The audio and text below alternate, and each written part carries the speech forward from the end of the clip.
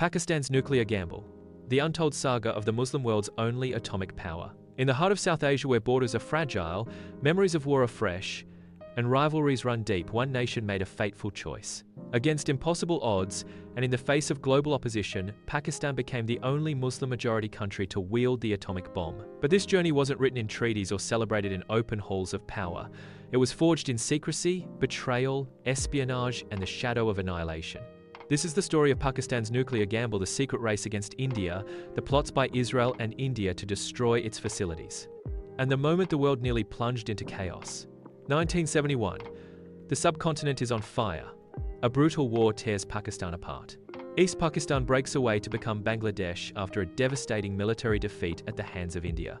For Pakistan, it's more than territorial loss, it's humiliation on the world stage. In Islamabad, Prime Minister Zulfikar Ali Bhutto vows that his nation will never again face destruction without a deterrent. In meetings with his generals and scientists, he makes a chilling declaration: even if we have to eat grass, even if we go hungry, we will build the bomb. The idea is radical. Pakistan's economy is fragile, its technology base is weak. Yet Bhutto knows that without nuclear weapons, Pakistan will remain vulnerable in a neighborhood where strength determines survival. 3 years later, in 1974, India detonates its first nuclear device, codenamed Smiling Buddha. New Delhi calls it a peaceful nuclear explosion. But in Pakistan, alarm bells ring. The balance of power in South Asia has just shifted dramatically. India's test proves that the nuclear threshold in the region has been crossed. For Pakistan's leaders, this is no longer about prestige, it's about survival. Bhutto accelerates the program, gathering scientists, engineers, and anyone who can contribute to the impossible task ahead. Enter Abdul Qadeer Khan, a young metallurgist working at Urenco, a European consortium specializing in uranium enrichment. Khan sees firsthand the advanced centrifuge technology that can turn uranium gas into bomb-grade fuel. Secretly, he copies blueprints, memorizes supplier networks, and cultivates contacts. In 1975, he makes a fateful decision. He flees Europe for Pakistan, smuggling designs and knowledge that would change history. Khan becomes the face of Pakistan's nuclear quest, hailed as a national hero at home, hunted as a thief abroad. He establishes Kahuta research laboratories near Islamabad, where spinning centrifuges begin their silent work.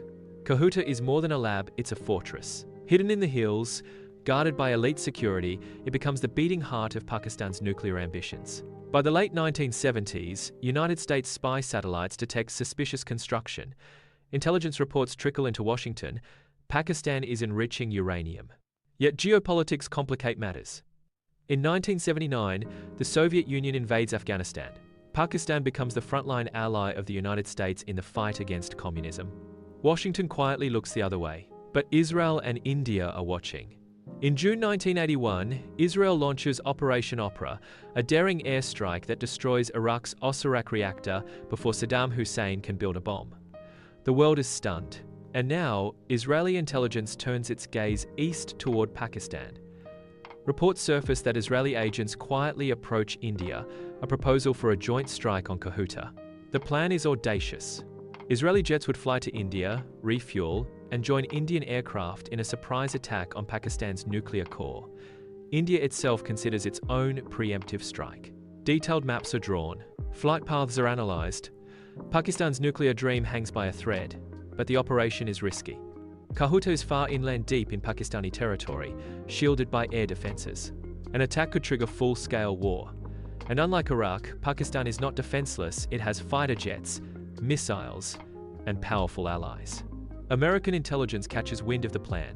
Washington delivers a stern warning to both New Delhi and Tel Aviv. Strike Kahuta and you may ignite South Asia. Under pressure, the idea is shelved. But the near miss underscores just how desperate some nations were to stop Pakistan's bomb. Through the 1980s and early 1990s, Pakistan quietly perfects its uranium enrichment technology.